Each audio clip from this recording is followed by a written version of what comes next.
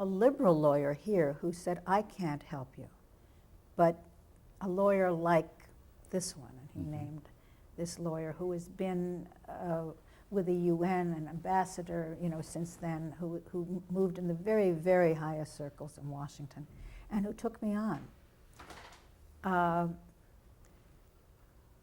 This was in the early 60s, like 1961 or somewhere around there. This was in the late 60s. Late 60s, okay. And who took me on, and for nothing, he took me on. And they would not let me work. And this was when only 3 people were left. I think it was Uta Hagen and Morris Karnofsky and myself were the only ones who were still on a blacklist, and they were still. And I went with Nat Lefkowitz, who was the head of William Morris, and he went with me to like CBS blacklisting headquarters. I mean, the people who were in charge of making sure you didn't work, they called the Un-American Activities Committee. They called the lawyers who were then, there at the Un-American Activities Committee. The head of William Morris Agency and the head of blacklisting at CBS called and said, let her go. Let her go. It's not legal to name your husband.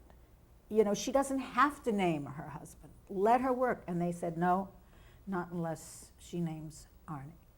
And I told this lawyer who I went to, I said, if I did that, if I crossed that line for myself, you just have to visit me at some, sanatorium, because that's where I would be for the rest of my life.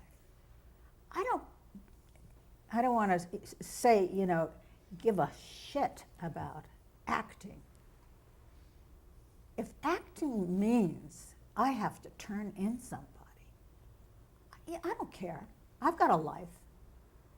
I've got a great life. And the battle meant more to me than acting ever would. So, I mean, that as a condition is not an option. It just is not an option. And like a year later, the head of the Un-American Activities Committee went to him and wanted a favor. And he said, I'll tell you what, I'll do you the favor, you give me Lee. And the guy said, okay. Just like that? That's how it was over. My God. What a story. That's how it was over. The world ends with a whimper and not with a bang.